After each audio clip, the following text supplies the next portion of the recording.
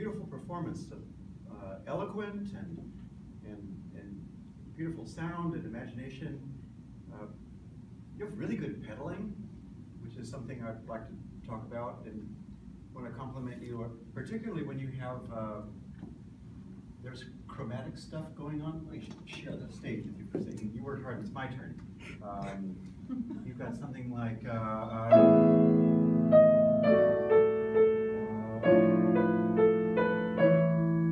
kept waiting for something to blur and it never did. I was very happy.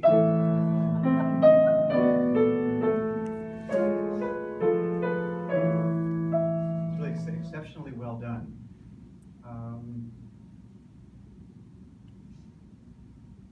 Even though it's a famous tune, I think you could develop even more skill in voicing and bringing out your melody. Every adjudicator can say that.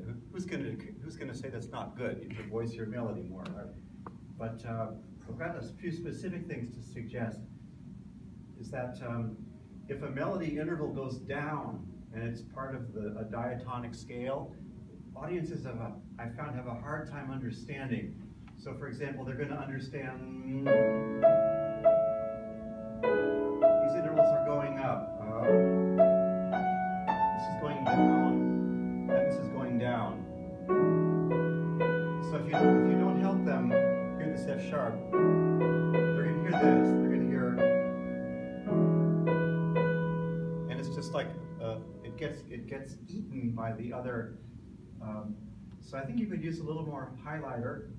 Another thing in melody playing that's the enemy of projection of a melody note is the doubling of that same note in unison. Unison doubling hurts. So for example, when you're over here, at this moment, the soprano has A, the alto also has A. But if you play them the same, you get white out on the octave. And they don't hear it. So we need. You have an octave.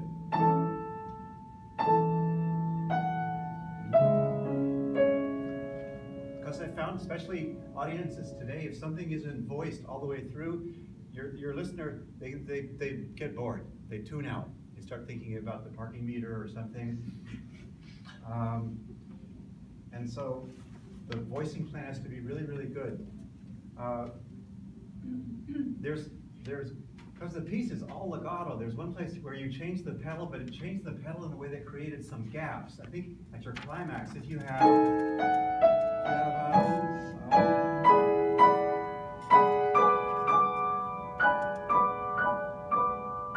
something like that, and not something like this. Where there's maybe little holes, if you can.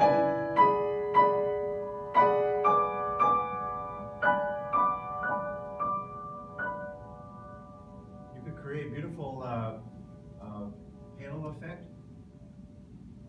Do we have a moment for him to try a few things? Let's come back. So let's go back to the beginning again. And you're going to be voicing your melody for the voicing hard of hearing.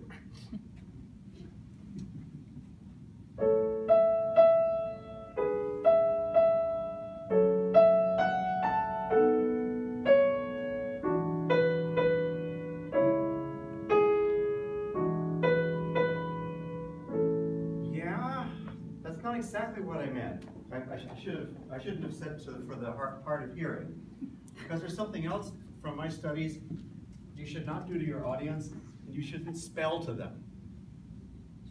You shouldn't say C-E-E-B-E-E, like, you know what I mean?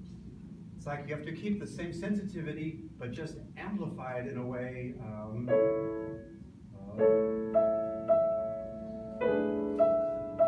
Try to play quietly, but amplify it. Do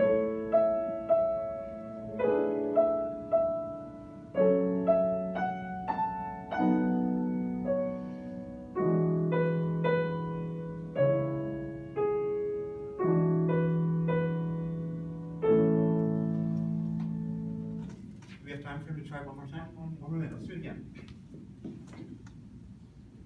Like you're reciting a poem to one person whom you love. Try again. Yeah.